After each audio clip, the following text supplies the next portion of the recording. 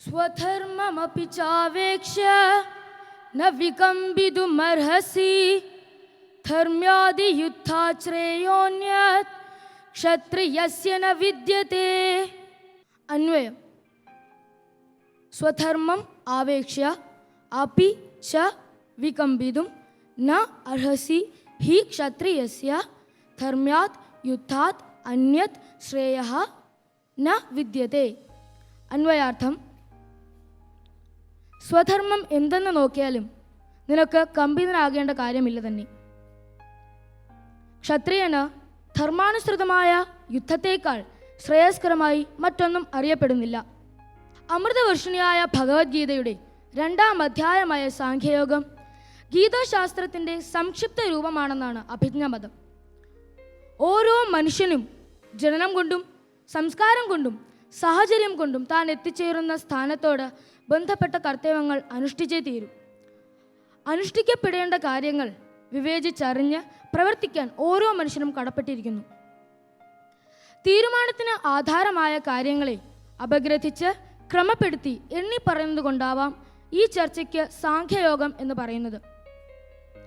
സാഖ്യം എന്നതിന് തത്വശാസ്ത്രത്തിലെ യുക്തിവിചാരം എന്ന അർത്ഥമാണ് സ്വാമി ചിന്മയാനന്ദജി നിർദ്ദേശിച്ചിരിക്കുന്നത്.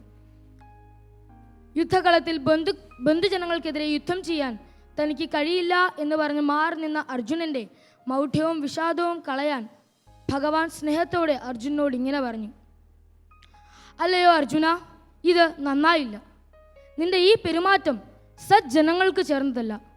ഇത് അകീർത്തികരമാണ്. ക്ഷത്രിയർക്ക് ഇത് ചേർന്നതല്ല.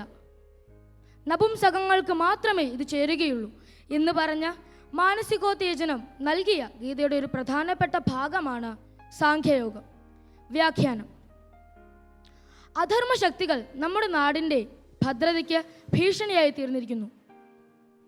ഈ ഘട്ടത്തിൽ സംശയിച്ചു നിൽക്കാതെ സധൈര്യം അവയെ ചേർത്ത് തോൽപ്പിക്കേണ്ടത് ഒരു ക്ഷത്രിയൻ്റെ ധർമ്മമാണ്. അർജുനൻ ക്ഷത്രിയനാണ്. അക്രമികളിൽ നിന്നും നാടിനെ രക്ഷിക്കേണ്ട ഒരു പാവനമായ ചുമതല ക്ഷത്രിയനുണ്ട്. ധർമ്മരക്ഷയ്ക്ക് വേണ്ടി ധർമ്മയുദ്ധം ചെയ്യേണ്ട സമയം കൈവന്നിരിക്കുന്നു. വധാർഹനെ വധിക്കാതിരിക്കുന്നത് അവധ്യനെ വധിക്കുന്നത് പോലെ പാപമാണെന്നാണ് ക്ഷാത്രധർമ്മം വിധിക്കുന്നത്. ഇതിൽ നിന്നും നാം കുട്ടികൾ മനസ്സിലാക്കേണ്ടത് നാം നല്ല ധർമ്മം പാലിക്കേണ്ടവരാണ്. പഠനം അറിവ് നേടാനാണ്. പഠനം ഒരു വിഷയത്തിൽ പരിമിതപ്പെട്ട് നിൽക്കേണ്ടതല്ല. പഠിക്കാതിരിക്കാനും അലസരായിരിക്കാനും നമുക്ക് അവകാശമില്ല. പഠനമാണ് ഇപ്പോൾ നമുക്കുള്ള പ്രധാനപ്പെട്ട ധർമ്മം. നന്ദി, നമസ്കാരം. ശ്രേഷ്ഠ ഭാരതം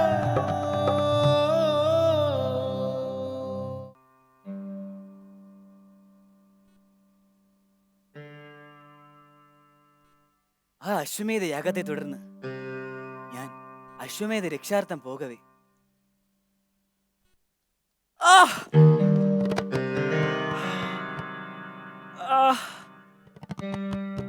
ഞാൻ ശരം തൊടുക്കും മുമ്പ് യുദ്ധധീരി നോക്കാതെ ധർമ്മമില്ലാതെ എന്റെ നെഞ്ചിലേക്ക് ആരാണ് ശരം വഹിച്ചത്?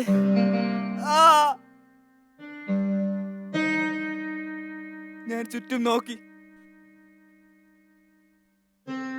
അതാ ഉലൂബി. എന്റെ കണ്ണുകൾക്ക് വിശ്വസിക്കാനാവുന്നില്ല. അതാ നിൽക്കുന്നു കുലച്ച വെല്ലുമായി ബഹ്റുവാഹനൻ. ചിത്രാംഗതയിൽ എനിക്കുണ്ടായ പുത്രൻ തന്നെയാണ് എന്റെ നെഞ്ചിലേക്ക് ചരവഹിച്ചത്. എന്റെ ശ്വാസം നിൽക്കുന്നത് ഞാൻ അറിഞ്ഞു. ഉലൂബി എന്റെ അടുക്കൽ വന്ന് മൃതസഞ്ജീവിനി മന്ത്രം ചൊല്ലുന്നത് ഞാൻ കേൾക്കുന്നുണ്ടായിരുന്നു. ഞാൻ മയക്കത്തിലേക്ക് പോയി.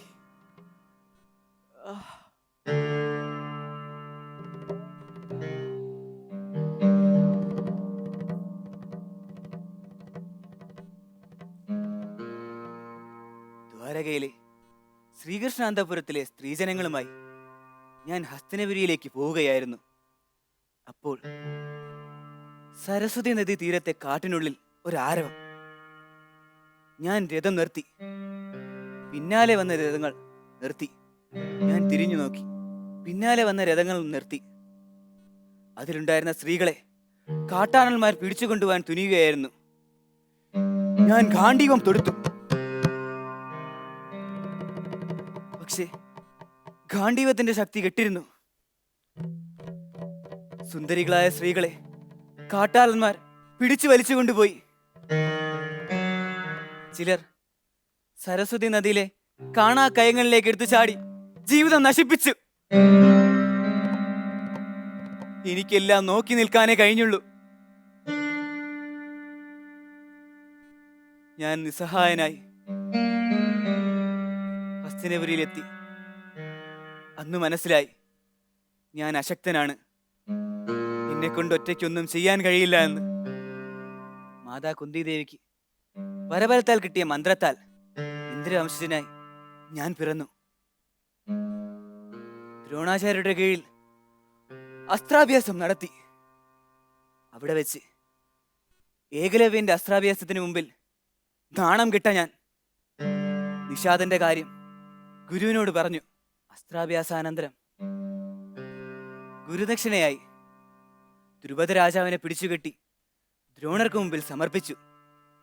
അഗ്നിദേവന്റെ അസ്വസ്ഥ കാരണം അത് തീർക്കുവാൻ വേണ്ടി ഗാണ്ഡവനം ദഹിപ്പിച്ചു. അപ്പോൾ വരുണദേവൻ സമ്മാനിച്ചിരുന്ന ഗാണ്ഡീവവും തുണീരവും എന്റെ ജീവിതത്തിൽ വളരെയധികം തുണയേകി. ആരെങ്കിലും ഗാണ്ഡീവം ആവശ്യപ്പെട്ടാൽ അവരെ തല വെട്ടുമെന്ന് ഞാൻ ഗൂഢമായി പ്രതിജ്ഞ ചെയ്തിരുന്നു. എന്തുമാത്രം ജീവജാലങ്ങൾ ജീവന് വേണ്ടി കേണപേക്ഷിച്ചു. അവരെ എല്ലാവരെയും നിഷ്കരണം വെട്ടി അഗ്നിക്കിരയാക്കി. അരക്കില്ലത്തിലെ അഗ്നിയിൽ നിന്ന് രക്ഷപ്പെട്ട യാത്രയിൽ പാഞ്ചാലി വിവാഹം കഴിച്ചു. ഞാനാണ് വർണ്ണമാല്യം ചാർത്തിയത്. മാതാ കുന്തിദേവിയുടെ നിർദ്ദേശപ്രകാരം അന്നത്തെ ഭിക്ഷ 5 പേരും കൂടെ പങ്കിട്ടെടുക്കുവാൻ തീരുമാനിച്ചു. പാഞ്ചാലി സംഗമ വ്യവസ്ഥ ലംഘിച്ചതിന് ശിക്ഷയെന്നോളം ഞാൻ സന്യാസത്തിന് പോയി. ആ യാത്രയിലാണ് നാഗരാജാവിന്റെ മകൾ ഉലൂബിയെയും മണലൂർ രാജാവിന്റെ മകൾ ചിത്രാംഗതയും വിവാഹം കഴിച്ചു. ഒരിക്കൽ ഞാനും ഭഗവാൻ കൃഷ്ണനുമായി യുദ്ധം നടന്നു. മഹർഷി ഗാലവന്റെ ജപപാത്രത്തിൽ ഗന്ധർവ രാജാനായ ചിത്രസേനൻ താമ്പൂലം വിസർജിച്ചു. അതിനെ തുടർന്ന് കൃഷ്ണൻ ഗാലവ മഹർഷിക്ക് വാക്ക് കൊടുത്തു, ചിത്രസേനന്റെ തല കൊയ്യുമെന്ന്. അതിനെ തുടർന്ന് ചിത്രസേനന്റെ പത്നി സുഭദ്രയെ അഭയം പ്രാപിച്ചു. മാംഗല്യഭിക്ഷ യാചിച്ചു. അത് നൽകാമെന്നേറ്റു സുഭദ്ര. അപ്പോൾ ചിത്രസേനൻ ചിതകൂട്ടി ആത്മഹത്യക്കൊരുങ്ങി. കൃഷ്ണൻ യുദ്ധം നടത്തുവാനായി വന്നു. ഞാൻ കൃഷ്ണനെ തടഞ്ഞു. ഞാനും കൃഷ്ണനുമായി ഘോരമായ യുദ്ധം ആരംഭിച്ചു. സുഭദ്രയുടെ ഇടപെടൽ മൂലം യുദ്ധം അവസാനിപ്പിച്ചു. ചിത്രസേനൻ മഹർഷി ഗാലവനോട് അപേക്ഷിച്ചു, മാപ്പ് പറഞ്ഞു. പ്രശ്നം പരിഹരിച്ചു. ശേഷം ഞാനും കൃഷ്ണനും നല്ല സുഹൃത്തുക്കളായി. അപ്പോഴാണ് ഇന്ദ്രപ്രസ്ഥത്തിലെ കള്ളച്ചൂതുകളെ തുടർന്ന് വനവാസത്തിലേക്കും അജ്ഞാതവാസത്തിലേക്കും പോകേണ്ടി വന്നത്. അത് കഴിഞ്ഞ് ശ്രീകൃഷ്ണൻ അർദ്ധരാജ്യത്തിനുള്ള ദൂതുമായി ഇന്ദ്രപ്രസ്ഥത്തിലേക്ക് പോയി. അവിടെ വെച്ച് കൃഷ്ണനെ ബന്ധിക്കാൻ ദുര്യോധനൻ തുനിഞ്ഞു. അതിൽ കോപിതനായി യുദ്ധം ആരംഭിച്ചു. യുദ്ധാമുഖത്തുള്ള ഗുരുക്കന്മാരെ കണ്ട് യുദ്ധം വേണ്ട എന്ന് വിചാരിച്ച് ഞാൻ സന്യാസത്തിലേക്ക് പോകാൻ ഒരുങ്ങി. അപ്പോൾ ശ്രീകൃഷ്ണൻ തന്നെ ഉപദേശം എന്റെ മനം മാറ്റി, എന്റെ ജീവിതത്തിന് വളരെ ശക്തി നൽകി. ധർമ്മക്ഷേത്രേ കുരുക്ഷേത്രേ എന്ന ആപ്തവാക്യത്തിൽ ഊന്നിയായിരുന്നു യുദ്ധം. യുദ്ധം കഴിഞ്ഞു. പാണ്ഡവപക്ഷം വിജയിച്ചു. പിന്നെ ദിഗ്വിജയത്തിനായി അശ്വമേധ യാഗം നടത്തി. അപ്പോൾ ഇതാ ഇവിടെ ഉലൂബിയുടെ മന്ത്രോച്ചാരണം കേൾക്കുന്നു.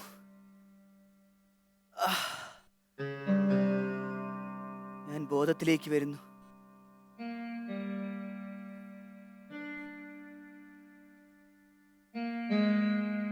വിശ്വവീരനായ അർജുനൻ അശ്വമേധത്തോടൊപ്പം ജൈത്രയാത്ര തുടരുന്നു. ശ്രേഷ്ഠ ഭാരതം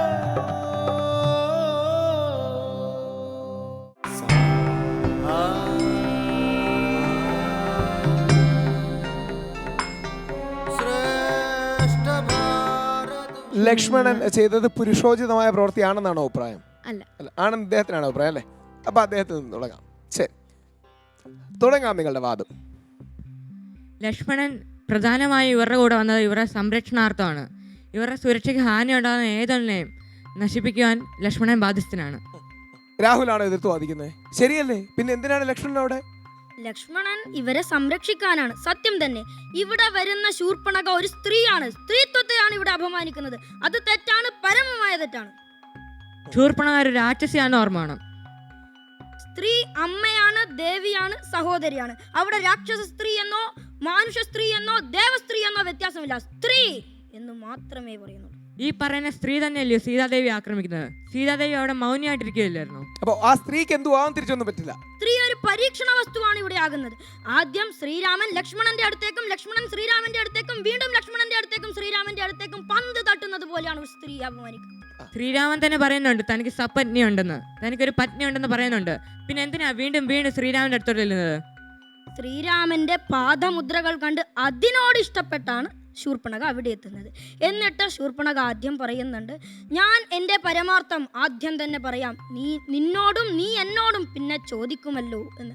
രാക്ഷസേശ്വരനായ രാവണ ഭഗിനി ഞാൻ ആഖ്യയാ ശൂർപ്പണഖ കാമരൂപിണി എന്ന് അവൾ പറയുന്നു.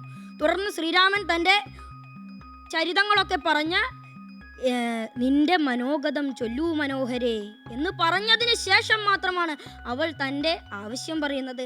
അതിനു മുമ്പ് ശ്രീരാമൻ പറഞ്ഞിട്ടില്ല തനിക്ക് സാപത്ന്യ ദുഃഖം ഉണ്ടാകുമെന്നും താൻ ഏകപത്നി വ്രതം എടുത്തവനാണെന്നും. ഇവിടെ ശൂർപ്പണഖ അത് അറിയാനുള്ള ജ്ഞാനദൃഷ്ടി ഉണ്ടെങ്കിൽ ശൂർപ്പണഖയെ രാക്ഷസി എന്ന് വിളിക്കുന്നതിൽ അർത്ഥമില്ലല്ലോ. ഇത്രയും നല്ലവളാണ് ശൂർപ്പണഖ എന്ന് ഇപ്പോഴാണ് എനിക്കൊരു തിരിച്ചറിവുണ്ട്. നന്നായി ശരി, ഓക്കെ. പക്ഷെ ശ്രീരാമൻ അറിയത്തില്ലായിരുന്നല്ലോ ശൂർപ്പണഖ ഉദ്ദേശം എന്തായിരുന്നെന്ന്. അധ്യാത്മ രാമായണ പ്രകാരം ശ്രീരാമൻ ഈശ്വരനാണ്. അവിടെ മാരീചൻ പറയുന്നുണ്ട്, മാനുഷനല്ല രാമൻ, ശ്രീനാരായണൻ എന്ന് തന്നെ ഓർത്ത് നീ പൂജിച്ചാലും. അവിടെ രാക്ഷസേശ്വരനായ രാവണനും ഓർക്കുന്നുണ്ട്, വ്യക്തം മാനുഷനല്ല രാമൻ എന്നതു നൂനം എന്ന് അവിടെയും പറയുന്നുണ്ട്. ശ്രീരാമനല്ലേ ഇത്രയും അവതാര പുരുഷനായ ഇത്രയും മഹാനായ ശ്രീരാമനല്ലേ ക്ഷമിച്ച് വഴി കാട്ടേണ്ടത്? അവിടെ ശ്രീരാമൻ അത് അറിയുന്നില്ല എന്ന് പറയുന്നത് അർത്ഥമില്ലാത്ത ചോദ്യമാണത്. എന്ത് പറയുന്നു? പക്ഷെ അതേ മനുഷ്യനായതുകൊണ്ട് തന്നെ മനുഷ്യ സ്വഭാവം കാണിക്കേണ്ടത് അത്യാവശ്യമാണ്. ഈശ്വര ഗുണമുള്ള ഒരാൾ ജ്ഞാനദൃഷ്ടിയാൽ എല്ലാം അറിയേണ്ടതാണ്. ഇവിടെ ശൂർപ്പണഖ പോയി കഴിഞ്ഞതിന് ശേഷം ശ്രീരാമൻ പറയുന്നുണ്ട്, ഇനി രാവണന്റെ വരവാണ്. അതിനു മുമ്പ് മാരീചൻ ആ ആശ്രമ പരിസരത്ത് വരുമ്പോൾ ശ്രീരാമൻ സീതയോട് പറയുന്നുണ്ട്, യഥാർത്ഥ സീതയോട് പറയുന്നുണ്ട്, മനോഹരെ, നിന്നെ കട്ടുകൊണ്ടുപോകാൻ ഇതാ രാക്ഷസേശ്വരൻ ഇപ്പോൾ വരും. നീ അതുകൊണ്ട് അഗ്നിമണ്ഡലത്തിൽ പോയി ഇരുന്ന മായാസീതയെ. പക്ഷേ ഇതുകൊണ്ടൊക്കെ ശൂർപ്പണഖ ചെയ്ത കാര്യം എങ്ങനെ ശരിയാവും? ശൂർപ്പണഖയെ ഒരു സ്ത്രീയാണ് അപമാനിക്കുന്നത്, സ്ത്രീത്വത്തെ അപമാനിക്കുന്നത്. രാക്ഷസിയാണെങ്കിലും സ്ത്രീയുടെ അല്ലാത്ത കാര്യങ്ങൾ കാണിച്ചാലും തെറ്റ് ചെയ്താലും അനുകൂലിക്കണമെന്നാണോ പറയുന്നത്? അതിനു മുമ്പ് തന്നെ ശ്രീരാമൻ ആ സ്ത്രീയെ അപമാനിക്കുന്നുണ്ട്. സുന്ദരി എന്ന് വിളിച്ച് ലക്ഷ്മി ദേവിക്ക് തന്നെയൊക്കും നീ എല്ലാം കൊണ്ടും എന്ന് ശ്രീരാമൻ പറയുന്നുണ്ട്. ശ്രീരാമൻ ബഹുമാനം കൊടുത്തല്ലേ? അങ്ങനെയാണെങ്കിൽ വാൽമീകി രാമായണത്തിലേക്ക് പോകാം. നീ കുടവയറിയാണ്, കറുത്ത രൂപമുള്ളവളാണ്, വികൃതയാണെന്ന് പറയുന്നുണ്ട്. അത് അപമാനമല്ലാതെ അതിനെ ബഹുമാനം എന്ന് പറയുന്നത്. ശരി, അങ്ങനെയാണെങ്കിൽ തന്നെ താല്പര്യമില്ല എന്ന് വ്യക്തമാക്കിയിട്ട് വീണ്ടും ശ്രീരാമന്റെ പിന്നാലെ പോകുന്ന ശ്രീരാമനെ ശല്യപ്പെടുന്ന പോലല്ലേ? ആ ശൂർപ്പണഖയ്ക്ക് ആ പരിഹാസം മനസ്സിലാക്കാൻ സാധിക്കുന്നില്ല എന്ന് വാൽമീകിയും പറയുന്നുണ്ട്. ശ്രീരാമൻ തന്റെ ഉദ്ദേശം അറിയിക്കുന്നുണ്ട്, തനിക്കൊരു പത്നി ഉണ്ടെന്നും തന്റെ പുറകെ നടക്കരുതെന്നും. ഇങ്ങനെ പുറകെ നടന്ന് ശല്യപ്പെടുന്ന ഒരാളെ എന്ത് ചെയ്യണം? നാളെ രാഹുലിന്റെ പുറകെ നടന്ന ഒരാളെ ശല്യപ്പെടുത്തുകയാണ്, എന്ത് ചെയ്യണം? ഇവിടെ ശൂർപ്പണഖ ശ്രീരാമന്റെ പുറകെ നടക്കുന്നു. എന്നാൽ ശ്രീരാമന് പത്നിയാക്കാൻ സാധ്യമില്ലെങ്കിൽ ഒരു സഹോദരിയായി ചേർത്ത് നിർത്തണമായിരുന്നു. അവൾക്ക് സംഭവിക്കുമായിരുന്നു. ഒരു സഹോദരി തെറ്റിന്റെ മാർഗത്തിലേക്ക് നടക്കുമ്പോൾ അവളെ ഈ ചില പെൺകുട്ടികളെ പറയാ പയ്യന്മാര് പോകുമ്പോ പെൺകുട്ടി രാഖി കെട്ടുന്നത് പോലെ okay Shurpanakha come be my sister എന്ന് വെച്ചിട്ടുള്ള കേൾക്കുമായിരുന്നു. രത്നാകരൻ എന്ന കാട്ടാളനെ വാൽമീകിയാക്കാൻ സപ്തർഷികൾക്ക് സാധിച്ചിട്ടുണ്ട്. എന്നാൽ ഈ ശൂർപ്പണഖയെ എന്തുകൊണ്ട് നല്ല മാർഗത്തിലേക്ക് നയിക്കാൻ ശ്രീരാമന് സാധിക്കുന്നില്ല? അവതാര പുരുഷനായിട്ട് കൂടി അത് സാധിക്കുന്നില്ല.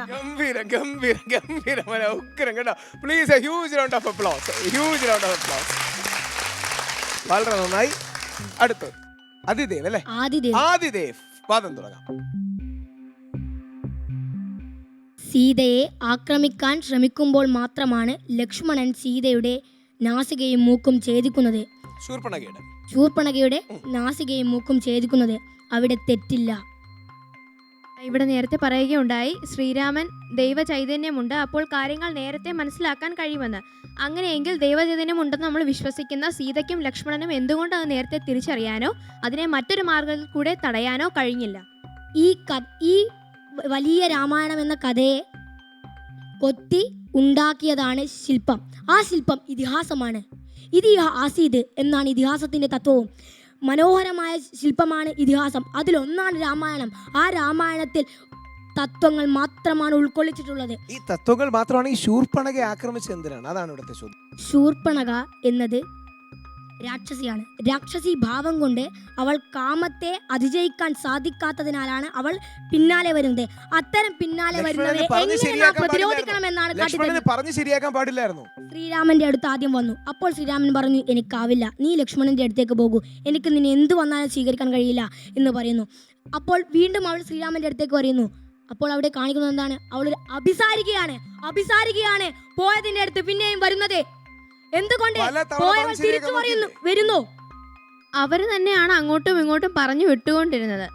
ഇതൊന്നും അല്ലെങ്കിലും വേറെ ഒരു മാർഗവും ഉണ്ടായിരുന്നില്ല അവളെ തടയാൻ. അല്ലെങ്കിൽ രണ്ടാമത്തെ വട്ടവും രാമന്റെ അടുത്ത് വന്നെന്ന് അവകാശപ്പെടുമ്പോൾ എന്നെ ഇപ്പൊ നേരത്തെ പറഞ്ഞ എന്നെ ജ്യേഷ്ഠനായി കാണും. നേരത്തെ പറഞ്ഞ പറയല്ലേ കള്ളക്കളി അത് പറയാൻ പാടില്ല. ഫ്രഷ് ആർഗ്യുമെന്റ്സ് ചെയ്യണം. അല്ലെങ്കിൽ പറഞ്ഞ് മനസ്സിലാക്കാമായിരുന്നു. ശൂർപ്പണഖയ്ക്ക് പുത്രനെ നഷ്ടപ്പെട്ട ദുഃഖത്താലും വിധവയായ ദുഃഖത്താലുമാണ് മറ്റൊരു പുരുഷനെ കണ്ടെത്തുക എന്ന രാവണന്റെ ഒരു മുന്നോട്ട് വെച്ച ഒരു എന്താ പറയുക ഒരു ഓഫറിനെ സ്വീകരിച്ചാണ് ഈ വെട്ടൊന്ന് തുണ്ടം രണ്ടെന്ന് പറയുന്നത് ഇതൊരു മനുഷ്യ അല്ലെങ്കിൽ രാക്ഷസ സ്ത്രീയല്ലേ? ആ സ്ത്രീത്വത്തെ അപമാനിക്കലല്ലേ നേരത്തെ പറഞ്ഞതുപോലെ? ശ്രീരാമൻ്റെ അടുത്ത് ശൂർപ്പണഖ വരുന്നു. അതായത് ഒരു വിവാഹാലോചന നടത്താൻ വരുന്ന ഒരു സ്ത്രീയെ എനിക്ക് നിന്നെ സ്വീകരിക്കാൻ കഴിയില്ല എന്ന് പറയുന്നു തിരിച്ചയക്കുമ്പോൾ അവൾ പോകണം. അപ്പോൾ അവൾ ലക്ഷ്മണൻ്റെ അടുത്തേക്ക് പോകുന്നു. താങ്കൾ പറയുന്നത് പോലെ തന്നെ പോകുമ്പോൾ അവൾ അതുപോലെ തിരിച്ച് ലക്ഷ്മണനെ സ്വീകരിക്കുന്നില്ലെങ്കിൽ പോകണം. അവൾ തിരിച്ച് വീണ്ടും വരികയാണ്. അതായത് കാമത്തിൻ്റെ അടിമയായ അവൾ വീണ്ടും വരുന്നു. അത്തരം കാമമോഹിതകളെ എങ്ങനെ നമ്മുടെ ജീവിതത്തിൽ ഇത്തരം പ്രതിസന്ധികളെ എങ്ങനെ തരണം ചെയ്യണമെന്ന പരമ തത്വമാണ് ഇതിൽ ഉൾക്കൊള്ളിച്ചിട്ടുള്ളത്. ഞാൻ നേരത്തെ പറഞ്ഞ പോലെ തന്നെ ഇതില് ലക്ഷ്മണൻ ചെയ്ത പോലെ തന്നെ ചെയ്യണമെന്നില്ല. വേറെ എത്രയോ മാർഗങ്ങളുണ്ട്.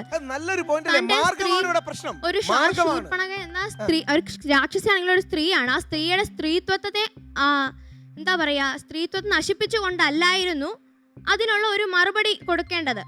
സത്യത്തിൽ ഞാനൊരു കാര്യം പറയട്ടെ, ഒരു മനുഷ്യന് ദൈവിക ചിന്തയുമുണ്ട്, ആസുരിക ചിന്തയുമുണ്ട്. ആസുരിക ചിന്തയാണ് മനുഷ്യനെ കാമക്രോധ ലോഭ മതമാത്സര്യങ്ങളെ അടിമപ്പെടുത്തുന്നത്. അത്തരം അടിമപ്പെടുത്തുകളിൽ നിന്ന് എങ്ങനെ ദൈവിക ചിന്തയിലേക്ക് എത്തണം, അതാണ് രാമായണം. രാമന്റെ യാത്രയാണ് രാമായണം.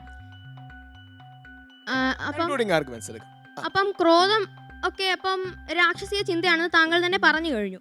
അപ്പം ഈ ക്രോധം രാക്ഷസ ചിന്തയാണെങ്കിൽ അപ്പോൾ ലക്ഷ്മണൻ അവിടെ ചെയ്തതും രാക്ഷസീയമായ ചിന്തയല്ലേ? ഒരു കാര്യം അല്ലേ, നിങ്ങൾ തന്നെയല്ലേ അത് പറഞ്ഞത്? താങ്കൾ തന്നെയാണ് പറഞ്ഞത് ക്രോധം കാമം തുടങ്ങിയ വികാരങ്ങൾ അത് ദൈവികമല്ല, പൈശാചികമാണെന്ന് താങ്കൾ താങ്കൾ പറയുന്നത്. ഈ വാൽമീകി രാമായണത്തിൽ എല്ലാം കൊണ്ടും നാം മനസ്സിലാക്കേണ്ടത് അധ്യാത്മ രാമായണത്തെക്കാൾ വാൽമീകി രാമായണമാണ്. കാരണം എന്താണെന്ന് അറിയാമോ? അധ്യാത്മ രാമായണത്തിൽ ഈശ്വര ലക്ഷ്മണന് ക്രോധമാകാമോ ഇല്ലയോ? ഞാനവിടെ എത്തുകയാണ്. ഒരു നിമിഷം. അതായത് അധ്യാത്മ രാമായണത്തിൽ ദൈവിക ചിന്തയ്ക്കാണ് പ്രാധാന്യം നൽകിയിട്ടുള്ളത്. പക്ഷേ വാൽമീകി രാമായണത്തിൽ ഒരു മനുഷ്യൻ അവതാരമെടുത്താലും എങ്ങനെ ജീവിക്കണം, എന്താണ് അവന്റെ ലക്ഷ്യം എന്നാണ് കാട്ടിത്തരുന്നത്. അതുപോലെ തന്നെ ലക്ഷ്മണൻ അനന്തന്റെ രൂപമാണ്. അവിടെ മനുഷ്യഭാവം എടുത്തു വരുമ്പോൾ മനുഷ്യന്റെ ആസക്തികൾ ഉണ്ടാവും. അത്തരം ആസക്തികൾ അതായത് ഞാൻ ഡൗട്ട് ചോദിച്ചോട്ടെ, അപ്പോൾ ആധ്യാത്മ രാമായണത്തിൽ ദൈവിക ചിന്തകളെയാണ് പ്രസ്താവിക്കുന്നത് താങ്കൾ പറഞ്ഞു. അപ്പോൾ അജ്ഞാതനാണത്തെ പൈശാച ചിന്തഗതിയാണോ അപ്പോൾ സമർത്ഥിക്കുന്നത്? നാം ഒരു കാര്യം മനസ്സിലാക്കണം, ദൈവിക ചിന്തകൾ അധികം കൊടുത്താൽ നാം വിചാരിക്കും ഇത് ദൈവമല്ലേ, ദൈവത്തിനും എന്തും കരുതാം എന്ന് നാം വിചാരിക്കും. പക്ഷേ വാൽമീകി രാമായണം വായിക്കുമ്പോൾ നമുക്കൊരു കാര്യം മനസ്സിലാകും. നമുക്ക് തുല്യനായ ഒരു മനുഷ്യന് പ്രശ്നങ്ങൾ ഉണ്ടാകുമ്പോൾ നാം മനസ്സിലാകും ഇവൻ്റെ പ്രശ്നം എൻ്റെ പ്രശ്നം കൂടിയാണ്. അങ്ങനെ ചിന്തിക്കുമ്പോൾ വാൽമീകി രാമായണത്തിൽ അങ്ങനെ പറയുമ്പോൾ അതായത് മനുഷ്യഭാവം നൽകുകയും ഈശ്വരഭാവവും ഒപ്പം നൽകുകയും ചെയ്യുമ്പോൾ അവിടെ നമ്മുടെ പ്രശ്നങ്ങളാണ് അവന്റെ പ്രശ്നമെന്ന് നാം മനസ്സിലാക്കും. അത്തരം പ്രശ്നങ്ങളിൽ നിന്ന് എങ്ങനെ തരണം ചെയ്യണമെന്ന തത്വം. ശൂർപ്പണഖയ്ക്ക് ഒരു പ്രശ്നം ഉണ്ടായെന്ന് ഞാൻ പറഞ്ഞു. അവൾ വിധവയാണ്. ലക്ഷ്മണനാൽ തന്നെ അവളുടെ പുത്രനെ നഷ്ടപ്പെട്ട ഒരു ആണ്.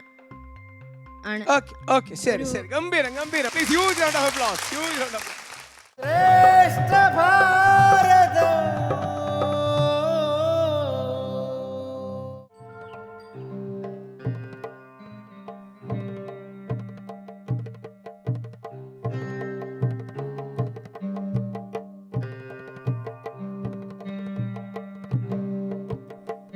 ഹേ ദുര്യോധന, ധീരനെ പോലെ യുദ്ധം ചെയ്യാതെ ഭീരുവിനെ പോലെ മറഞ്ഞിരിക്കുന്നത് ക്ഷത്രിയ ധർമ്മത്തിന് യോജിച്ചതല്ല.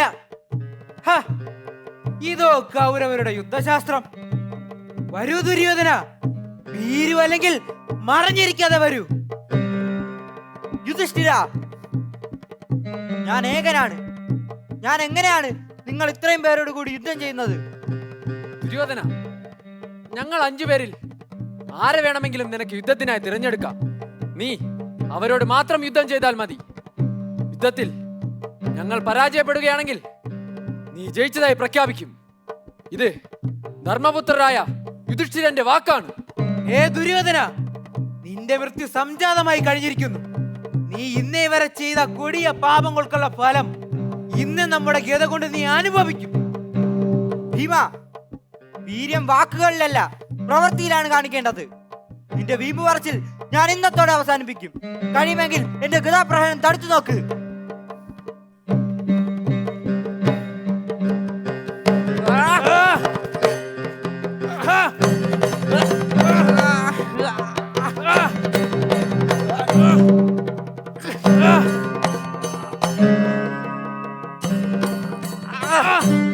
കൃഷ്ണ, ഇവരിൽ ആർക്കാണ് ശക്തി കൂടുതൽ? അങ്ങയുടെ അഭിപ്രായത്തിൽ ഇവരിൽ ആരായിരിക്കും വിജയിക്കുക? ഭീമനോ അതോ ദുര്യോധനോ? ഭീമസേനന് ശക്തി കൂടുതലും ദുര്യോധനന് ബുദ്ധിയും സാമർഥ്യവും കൂടുതലും. അതുകൊണ്ട് ധാർമ്മികമായി യുദ്ധം ചെയ്യുകയാണെങ്കിൽ ദുര്യോധനനായിരിക്കും വിജയിക്കുന്നത്. പക്ഷേ യുദ്ധത്തിൽ അല്പം അധർമ്മം ചെയ്യുന്നതിൽ തെറ്റില്ല. ഇന്ദ്രൻ തന്റെ മായ കൊണ്ട് ദൈത്യരെ വിജയിച്ച കഥ അർജുന നിനക്കറിയാവുന്നതല്ലേ? ഭീമസേനൻ ദുര്യോധനന്റെ തുടയെല്ലു തകർക്കുമെന്ന പ്രതിജ്ഞ ഇവിടെ നിറവേറട്ടെ. അധർമ്മിയായ രാജാവിന്റെ മൃത്യു അധർമ്മം കൊണ്ട് തന്നെയാകട്ടെ. ഇല്ലെങ്കിൽ കാര്യങ്ങളെല്ലാം അപകടത്തിലാകും. ജ്യേഷ്ഠ, ഈ ദുഷ്ടന്റെ കഥ എത്രയും പെട്ടെന്ന് കഴിച്ചാലും.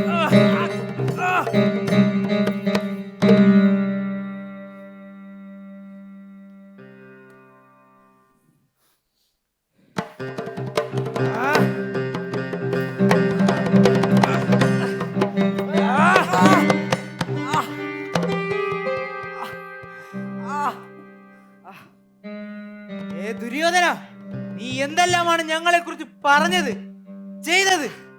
കള്ളവും ചതിയും വഞ്ചനയും അത് ഞങ്ങൾക്കില്ല. ഭീമ, നിർത്തൂ. ദുര്യോധനൻ യുവരാജാവാണ്. ആ സ്ഥാനത്തെ നാം ബഹുമാനിക്കണം. ദുര്യോധന, നീ ചെയ്ത കർമ്മങ്ങൾക്ക് ഫലമാണ് നീ ഇപ്പോൾ അനുഭവിക്കുന്നത്. താൻ നിരന്തരം ചെയ്തിടും കർമ്മത്തിൻ ഫലങ്ങൾ താൻ അനുഭവിച്ചിടുക ഏവരും. വിനാശകാല് വിപരീത ബുദ്ധി. ചതിയിലൂടെയല്ലേ പാണ്ഡവർ യുദ്ധം ജയിച്ചത്? കൗരവരെ മുഴുവൻ കൊന്നത് ചതിയിലൂടെയാണ്. യുദ്ധത്തിൽ അധർമ്മം പ്രവർത്തിക്കാനുള്ള വിദ്യ നിങ്ങളെ ആരാണ് പഠിപ്പിച്ചത്? അധർമ്മം? ഹേ ദുര്യോധന, ധർമ്മത്തെ പറ്റി പറയാൻ നിനക്കെന്ത് അവകാശമാണുള്ളത്?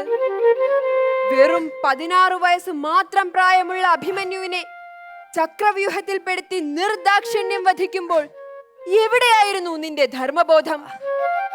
അരക്കില്ലത്തിൽ വെച്ച് കുന്തിദേവിയെ അടക്കം 5 പാണ്ഡവരെയും വധിക്കാനുള്ളത് നിന്റെ തന്ത്രമായിരുന്നില്ലേ? അപ്പോൾ എന്തേ നിന്റെ ധർമ്മബോധം അലറാത്തത്? ദുര്യോധന, നിന്റെ മൃത്യു നിന്റെ അഹന്തയ്ക്കുള്ള മറുപടിയാണ്.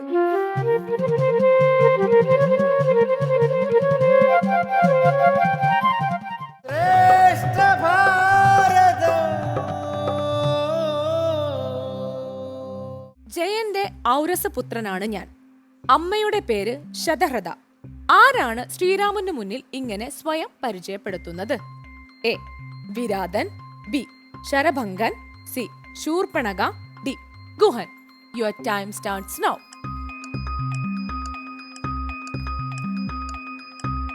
എ വിരാധൻ. എ വിരാതൻ ഞാൻ ലോക്ക് ചെയ്യാണ്. നമുക്ക് നോക്കാം നിങ്ങൾ പറഞ്ഞ ഉത്തരം. ടീം എ പറഞ്ഞ ഉത്തരം ശരിയാണ്. നെക്സ്റ്റ് ക്വസ്റ്റ്യൻ ടീം ബിയോടാണ്. ക്വസ്റ്റ്യൻ ഇതാണ്: ക്രൗഞ്ചി, ബാസി, ശേനി, ധൃതരാഷ്ട്രി, ശുഗി ഇവരൊക്കെ പക്ഷി വിഭാഗങ്ങളുടെ ആദിമാതാക്കളാണ്. ഇവർ 5 പേരുടെയും മാതാവായിരുന്നു സതീരത്നം. അവർ കശ്യപന്റെ പത്നിയും ദക്ഷ പ്രജാപതിയുടെ പുത്രിയുമായിരുന്നു. ആരായിരുന്നു ആ പക്ഷികുലത്തിന്റെ ആദിമാതാവ്? Option A Tamra, B Krodhavasha, C Anala, D Kalika. Your time starts now.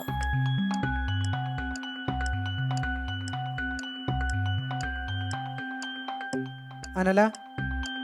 അനല ഞാൻ ലോക്ക് ചെയ്തു. നമുക്ക് നോക്കാം നിങ്ങൾ പറഞ്ഞ ഉത്തരം ശരിയാണോ. നിങ്ങൾ പറഞ്ഞ ഉത്തരം തെറ്റാണ്. ടീം ബിക്ക് ഉത്തരം പറയാൻ കഴിഞ്ഞിട്ടില്ല. ആ ചോദ്യം നമ്മൾ ടീം എക്ക് കൈമാറുകയാണ്. ക്വസ്റ്റ്യൻ ഇതാണ്: ക്രൗഞ്ചി, ബാസി, ഷേനി, ധൃതരാഷ്ട്രി, ശുഗി ഇവരൊക്കെ പക്ഷി വിഭാഗങ്ങളുടെ ആദിമാതാക്കളാണ്. ഇവർ 5 പേരുടെയും മാതാവായിരുന്നു സതീരത്നം. അവർ കശ്യപന്റെ പത്നിയും ദക്ഷ പ്രജാപതിയുടെ പുത്രിയുമായിരുന്നു. ആരായിരുന്നു ആ പക്ഷികുലത്തിന്റെ ആദിമാതാവ്? A. Tamra, B. Krodhavasha, D. Kalika. Your time starts now. B. Krodhavasha. B. Krodhavasha ഉറപ്പാണോ? ലോക്ക് ചെയ്യട്ടെ. ബി. ക്രോധാവശ. നമുക്ക് നോക്കാം നിങ്ങൾ പറഞ്ഞ ഉത്തരം ശരിയാണോ എന്ന്. നിങ്ങൾ പറഞ്ഞ ഉത്തരം തെറ്റാണ്. അപ്പൊ നമുക്ക് ജഡ്ജസിനോട് ചോദിക്കാം. ഉത്തരം എ. താമ്ര എന്നാണ്. പക്ഷേ ചോദ്യം ഒരു 5-6 പ്രാവശ്യമെങ്കിലും വായിച്ചില്ലെങ്കിൽ അതിൻ്റെ കണ്ടന്റ് മനസ്സിലാക്കാൻ ബുദ്ധിമുട്ടുണ്ട്. ടീം എക്കും ബിക്കും മാർക്കൊന്നും നേടാൻ പറ്റിയിട്ടില്ല. ഇനി അടുത്ത ക്വസ്റ്റ്യൻ ടീം എയോടാണ്. നിങ്ങളുടെ ക്വസ്റ്റ്യൻ ഇതാണ്. ഇനി പറയുന്നതിൽ ഒരാൾ ശൂർപ്പണഖയുടെ സഹോദരനാണ്. അതാരാണ്? A. Ethi, B. Trishiras, C. Kharan, D. Ruthirashanan. Your time starts now. C. Kharan. C. Kharan. Okay, നമുക്ക് ലോക്ക് ചെയ്യാം. സി. ഖരൻ. നമുക്ക് നോക്കാം. നിങ്ങൾ പറഞ്ഞ ഉത്തരം ശരിയാണ്. എക്ക് വീണ്ടും 2 മാർക്ക്. അടുത്ത ക്വസ്റ്റ്യൻ ടീം ബിയോടാണ്. ക്വസ്റ്റ്യൻ അതാണ്. രാവണന്റെ പിതാവ് ആര്? എ. ശുക്രൻ, B. Vishravas, C. Brihaspati, D. Prahastan. Your time starts now. Vishravas. Vishravas. Okay, നമുക്ക് ലോക്ക് ചെയ്യാം. രാവണന്റെ പിതാവിന്റെ പേര് വിശ്രവസ്. ഓക്കെ, നമുക്ക് നോക്കാം. നിങ്ങൾ പറഞ്ഞ ഉത്തരം. ടീം ബി പറഞ്ഞ ഉത്തരം ശരിയാണ്. ടീം ബിക്ക് 2 മാർക്ക്. അടുത്ത ക്വസ്റ്റ്യൻ ടീം എയോടാണ്. നിങ്ങളുടെ ക്വസ്റ്റ്യൻ ഇതാണ്. പമ്പാ സരസ്തടത്തിൽ ശ്രീരാമനെ കാത്ത് കഴിഞ്ഞിരുന്ന വൃദ്ധ തപസ്വിനി ആര്? A. Anasuya, B. Gautami, C. Sabari, D. Vasantasena. Your time starts now. C. Sabari. C. Sabari. അപ്പൊ നമുക്ക് ലോക്ക് ചെയ്യാം. നമുക്ക് നോക്കാം. നിങ്ങൾ പറഞ്ഞ ഉത്തരം ശരിയാണ്. ടീം എക്ക് 2 മാർക്ക്. അടുത്ത ക്വസ്റ്റ്യൻ ടീം ബിയോടാണ്. ക്വസ്റ്റ്യൻ ഇതാണ്. വക്ഷസി വദനവും യോജന ബാഹുക്കളും ചക്ഷുരാദികളുമില്ലെന്തൊരു സത്വമിതം. ആരെക്കുറിച്ചാണ് ഈ വാക്കുകൾ? A. Viradhan, B. Trishiras, C. Kabandhan, D. Karaviraakshan. Your time starts now. C. Kabandhan. C. Kabandhan നമ്മൾ ലോക്ക് ചെയ്തിരിക്കുന്നു. നിങ്ങൾ പറഞ്ഞ ഉത്തരം ശരിയാണ്. ടീം ബിക്ക് 2 മാർക്ക്.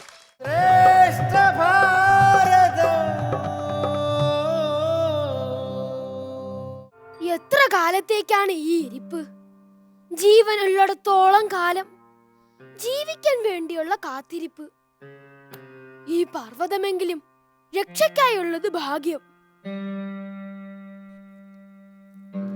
എന്ത് രസമായിരുന്നു കിഷ്കിന്ധയും അവിടുത്തെ ഭരണവും.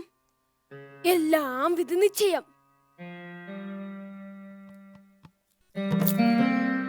ഞാൻ സുഗ്രീവൻ, സൂര്യരഥ സാരഥിയായ അരുണൻ സ്ത്രീവേഷം കെട്ടി ഇന്ദ്രസദസ്സിലെ നൃത്തമണ്ഡപത്തിൽ നൃത്തം കാണാനെത്തി. ഈ സ്ത്രീരൂപം കണ്ട മാത്രയിൽ ഇന്ദ്രദേവൻ നാരിയായി മാറിയ അരുണനെന്ന അരുണിയെ പ്രാപിച്ചു. ആ സമാഗമത്തിൽ ബാലി എന്ന പുത്രനും ഈ സുന്ദരിയെ കണ്ട സൂര്യദേവനും അരുണിയിൽ അനുരക്തനായി. അങ്ങനെ സൂര്യദേവന്റെയും അരുണിയുടെ മകനായി ഞാനും പിറന്നു. ഗൗതമ മഹർഷിയുടെ ആശ്രമത്തിൽ മാതാ അഹല്യയാണ് വളർത്തിയത്. കിഷ്കിന്ധ രാജാവ് ഋഷജരസിന്റെ മരണശേഷം ജ്യേഷ്ഠൻ ബാലിയെ രാജാവായി അഭിഷേകം ചെയ്തു. ഞാൻ അദ്ദേഹത്തിന്റെ സേവകനായി കഴിഞ്ഞു വരവേ ദുന്ദുബി എന്ന രാക്ഷസന്റെ വരവും.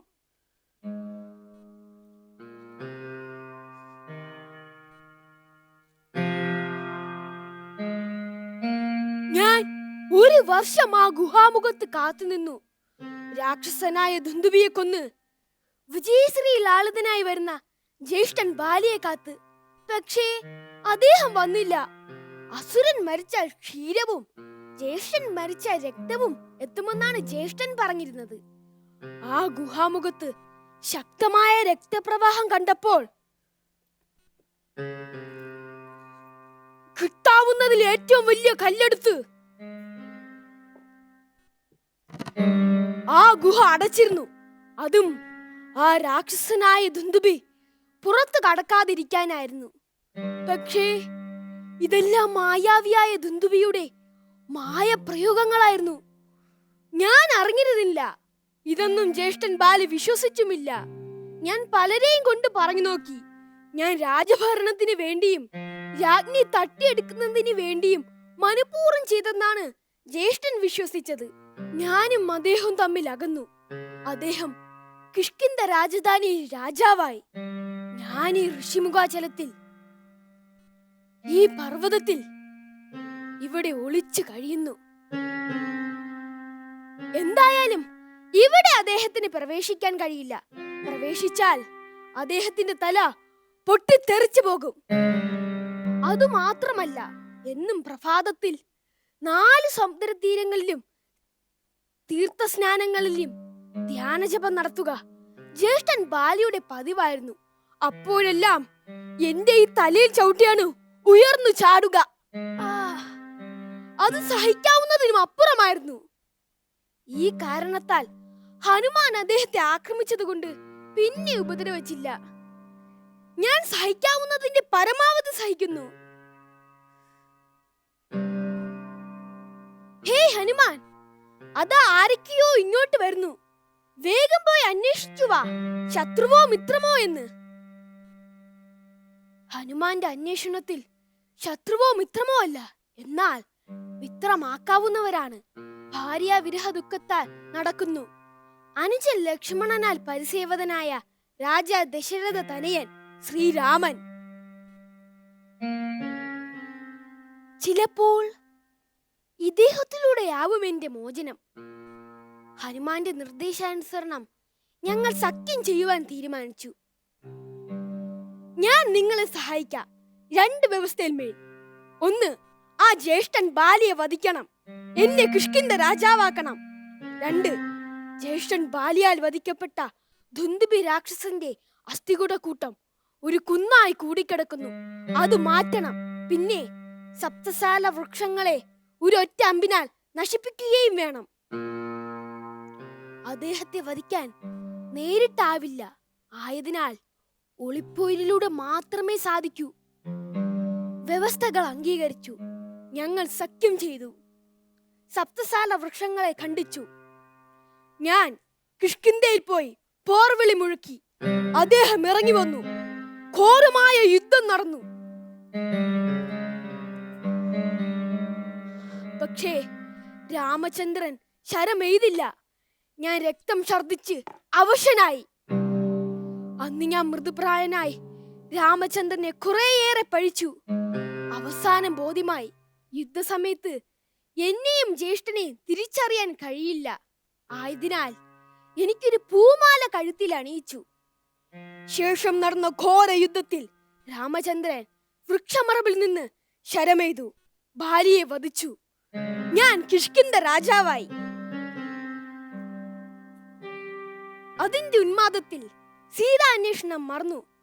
ലക്ഷ്മണന്റെ ക്രോധത്തോടെയുള്ള വരവ് എന്റെ ചുമതലയെ ഓർമ്മിപ്പിച്ചു. നാനാ ദിക്കുകളിലേക്കും വാനരന്മാരെ അയച്ചു. ഹനുമാനെ തെക്കോട്ടയച്ചു. ഹനുമാൻ സീതാദേവിയെ കണ്ടെത്തി.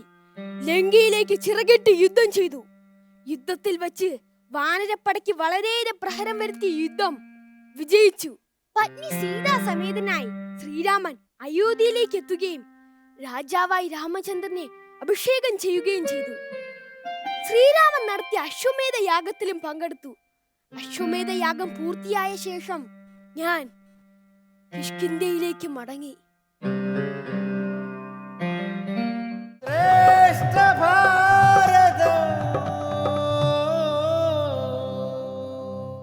അമൃതേശ്വരി നമഃ. കിരീടിനം ഗതിനം ചക്രിണിം ച തേജോരാശിം സർവതോ ദീപ്തിമന്ദം പശ്യാമി ത്വാം ദുർനിരീക്ഷ്യം സമന്താത് ദീപ്താനലാർക്ക ദ്യുതിമപ്രമേയം. ശ്രീമദ് ഭഗവത്ഗീതയിലെ 11-ാം അധ്യായം വിശ്വരൂപ ദർശന യോഗത്തിലെ 17-ാമത്തെ ശ്ലോകമാണ് ഇത്. ഈ പ്രപഞ്ചം മുഴുവൻ ഞാൻ എൻ്റെ ഒരംശം കൊണ്ട് മാത്രം വ്യാപിച്ച് സ്ഥിതി ചെയ്യുന്നു എന്ന ഭഗവത് വചനം കേട്ട അർജുനൻ വിശ്വം മുഴുവൻ വിളങ്ങി നിൽക്കുന്ന ഭഗവാന്റെ രൂപം കാണാൻ കൊടുക്കുകയാണ്. ഭഗവാന്റെ വിരാട് രൂപ ദർശനമാണ് അർജുനൻ ആഗ്രഹിച്ചത്. അർജുനന് ദിവ്യ ചക്ഷുസ്സുകൾ നൽകി. അപ്പോൾ അർജുനൻ കണ്ട രൂപമാണ് ഇവിടെ വർണ്ണിക്കുന്നത്. കിരീടം ധരിച്ച് ഗദാഹസ്തനായി ചക്രായുധധാരിയായി ഭഗവാൻ പ്രത്യക്ഷപ്പെട്ടു. അപ്പോഴോ എങ്ങും പ്രകാശം നിറഞ്ഞു. ജ്വലിക്കുന്ന അഗ്നിയും സൂര്യന്റെ കാന്തിയും ഒരുമിച്ച് ചേർന്നാൽ എങ്ങനെയാ? നേരെ നോക്കാൻ പറ്റുന്നില്ല അർജുന്. ഇന്ന വിധമാണെന്ന് തീരുമാനിക്കാനും കഴിയില്ല. അവാച്യമാണത്, അവർണ്ണനീയമാണ്, മാത്രല്ല അലൗകികം. വിശ്വരൂപനായ അങ്ങേ ഞാൻ നോക്കുന്നിടത്തെല്ലാം കാണുന്നു ഭഗവാനെ എന്നാണ് അർജുനൻ പറയുന്നത്. ഈ വിശ്വരൂപ ദർശനം അർജുനന് കിട്ടാൻ എന്താ കാരണം? ഭഗവാനിൽ നിന്ന് ആത്മതത്വങ്ങളൊക്കെ മനസ്സിലാക്കിയല്ലോ. അപ്പോ മമതാമോഹം മാറി. അങ്ങനെ അർജുനൻ വിജ്ഞാനിയായിട്ട് മാറി. അങ്ങനെ മമതാമോഹം മാറിയ ശിഷ്യന് ഗുരുകാരനും കൊണ്ട് അല്പ നേരത്തേക്ക് മാത്രം ലഭിക്കാവുന്ന ദർശനമാണ് വിശ്വരൂപ ദർശനം. പക്വത വന്ന ഹൃദയത്തിന് അത് നേടാൻ കഴിയും. നമ്മുടെ ഈ സാധാരണ കണ്ണുകൾ കൊണ്ട്, അതായത് മാംസചക്ഷുസ്സുകൾ കൊണ്ട് നമുക്ക് ഒരിക്കലും കാണാൻ പറ്റില്ല. കാരണം അത്രയ്ക്കും അത്ഭുതകരങ്ങളായ കാഴ്ചകളാണ് കാണുന്നത്. പണ്ട് വൃന്ദാവനത്തിൽ വെച്ച് യശോദാമ്മയ്ക്ക് കണ്ണൻ നൽകിയില്ലേ? കണ്ണൻ മണ്ണെന്നും പറഞ്ഞ് വായ്പൊളിക്കാൻ ആവശ്യപ്പെട്ടപ്പോൾ വായ്ക്കുള്ളിൽ കണ്ട കാഴ്ച എന്താ? അണ്ടകടാഹങ്ങൾ വായ്ക്കുള്ളിൽ കടന്നു തിരിയണു. അപ്പോൾ യശോദാമ്മ മോഹാലസ്യപ്പെട്ട് വീണില്ലേ? വിശ്വരൂപിയായ ഭഗവാനെ കണ്ട് അർജുനൻ ഒന്നും മിണ്ടാനാവാതെ കൈകൂപ്പി നിന്നു. അപ്പോൾ അർജുനന്റെ ഈ പ്രപഞ്ചത്തെക്കുറിച്ചുള്ള ധാരണയൊക്കെ പാടേ മാറി. തൻ്റെ തോഴനായിരുന്ന കൃഷ്ണൻ ഇപ്പൊ ഈശ്വരൻ മാത്രല്ല സദ്ഗുരു കൂടിയായി. ഇത് പറയുമ്പോൾ അമ്പൂരിയമ്മയുടെ ദർശന രംഗാണ് ഓർമ്മ വരുന്നത്. ലൗകിക മോഹങ്ങളിൽ പെട്ടുകൊള്ളുന്ന അനേകായിരം ഭക്തർ അവരുടെ സംശയങ്ങളും ചോദ്യങ്ങളും വിഷമങ്ങളും ആയിട്ട് അമ്പൂരിയമ്മയുടെ അടുത്തെത്തും. അമ്പൂരിയമ്മ മാറിക്കടന്നതേ ഓർമ്മയുണ്ടാവും. എല്ലാം മറന്ന് അവർ ഏതോ ഒരു അലൗകിക പ്രഭാവലയത്തിൽ അവരാഴ്ന്നിറങ്ങും. ആത്മീയ സാമ്രാജ്യത്തിൽ നിന്നവർ സംതൃപ്തരായി മടങ്ങും. ഞങ്ങളുടെ അനുഭവം ഇതായിരിക്കെ അർജുനൻ അതിശയിച്ചെങ്കിൽ അത് അതിശയിക്കാനുമില്ല. നമ്മൾ ഏത് രൂപത്തിൽ ഉപാസിക്കുന്നുവോ ആ രൂപത്തിലാണ് ഭഗവാൻ പ്രത്യക്ഷീഭവിക്കുക. നീ ആഗ്രഹിക്കുന്നതെല്ലാം നിനക്ക് കാണാറാകുമെന്ന് ഭഗവാൻ നേരത്തെ തന്നെ അർജുനനോട് പറഞ്ഞിട്ടുണ്ട്. ഒരിക്കൽ അമ്പൂറ്റിയമ്മയുടെ ഒരു മോൻ അമ്പൂറ്റിയമ്മോട് ചോദിച്ചു അത്രേ, ഈശ്വരൻ ഉണ്ടോ? ഉണ്ടെങ്കിൽ എവിടെയാണ്?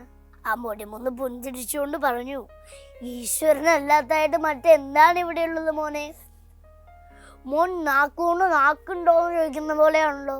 സനാതന ധർമ്മത്തിൽ പുല്ലിലും പുഴുവിലും എന്ന് വേണ്ട സർവ്വചരാചരങ്ങളിലും ഈശ്വരനെ ദർശിക്കുന്നവരാണ് പുരാതന ഋഷിപര്യന്മാർ. അതല്ലേ നമ്മൾ വൃക്ഷത്തെ ആരാധിക്കുന്നില്ലേ, മലയെ ആരാധിക്കുന്നില്ലേ, നദിയെ, സർപ്പങ്ങളെ, അങ്ങനെ പ്രകൃതിയിലുള്ളതെല്ലാം നമ്മുടെ ഗുരുക്കന്മാരാണ്. സർവ്വതിനെയും സ്നേഹിക്കാനും സേവിക്കാനുമാണ് അമ്പൂരിയമ്മ ആശ്രമത്തിൽ ഞങ്ങളെ പഠിപ്പിക്കുന്നത്. ഈശ്വര ദർശനത്തിനായി നിഷ്കളങ്ക പ്രേമം നമ്മുടെ ഹൃദയത്തിൽ നിറഞ്ഞു തുളുമ്പാൻ നമുക്ക് ഒരുമിച്ച് അമ്പൂറ്റിയമ്മയോട് പ്രാർത്ഥിക്കാം. ശ്രേഷ്ഠ ഭാരതം